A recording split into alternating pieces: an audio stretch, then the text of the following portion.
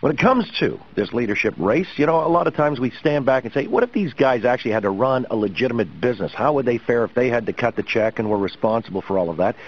It's a sobering thought, and to that end, we thought we'd get Jay Rosenzweig in here. He's a leading senior executive search, or heads a leading executive search firm in Toronto, a headhunter, in other words, to assess the three major candidates. Jay, good to have you on the Oakley Show this morning. Happy to be here. Thanks, John. John, just to frame this for you in terms of our perspective, we at Rosenzweig and Company are in the business really of injecting leadership into the corporate world so that these companies can positively move forward. So we thought it might be an interesting exercise to look at Paul Martin and Stephen Harper and Jack Layton, really the same way we would look at candidates for a CEO's job at a big bank or some other company. So no real political bias here, axes to grind. Our client for a CEO search is really the board of directors.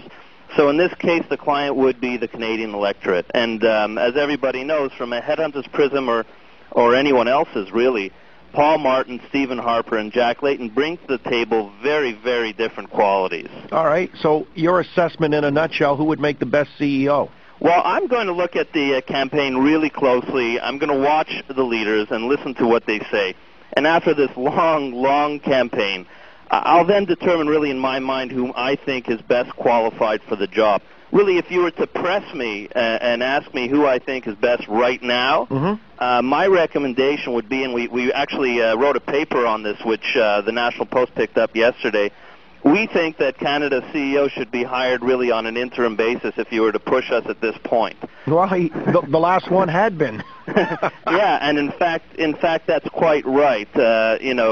When you're recommending on an interim basis to hire the next leader of this country, you're really, when you're talking about a minority government, in effect, that's what we have. You're absolutely correct. And I'm guessing it's because circumstances change. There's always a state of flux on the national landscape, so one man might be ready and appropriate for a certain time, whereas the other might be more appropriate in another time. I think that's absolutely right. If you look back to the Trudeau era, one might look at Trudeau as that philosopher and scholar who was appropriate for the great social and constitutional upheaval of that time. And then we immediately went to the more business-savvy, let's say, negotiator during the Mulroney era, which really saw the expansion of global free trade. Not to minimize Trudeau's negotiating skills or the effect Mulroney had on the constitutional front, but you're absolutely right. And from a business perspective, one can say the same thing. You see at CIBC, at John Hunkin, an investment banker as CEO at one point, and then Gerald McGaughey, who brings more of a traditional approach to banking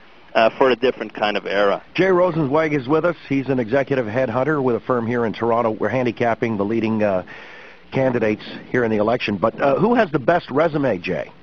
Well, it's really everybody brings pros and cons to the table. Paul Martin certainly is long on experience as a CFO and a CEO in both government and business.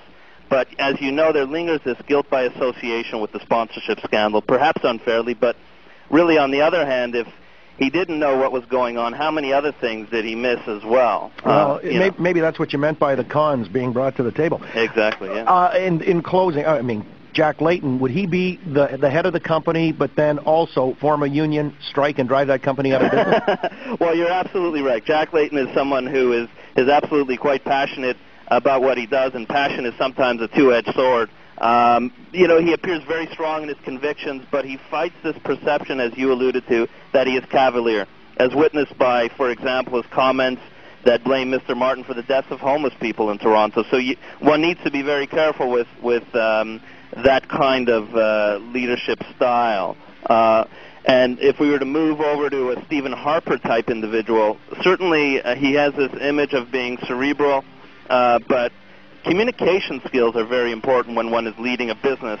And, it's something very essential to a leader. And I'm just not sure if he has that kind of charisma, or he's certainly no Bill Clinton, put it that way. All right. Yeah. Well, maybe that's the best thing he's got going for him. Appreciate it, Jay. We'll let you go, and we'll watch this one with interest as well. Well, thanks very much. It's a pleasure being on. Thank you. All right. Jay Rosenzweig, a leading senior executive search firm here in Toronto that he heads as a headhunter.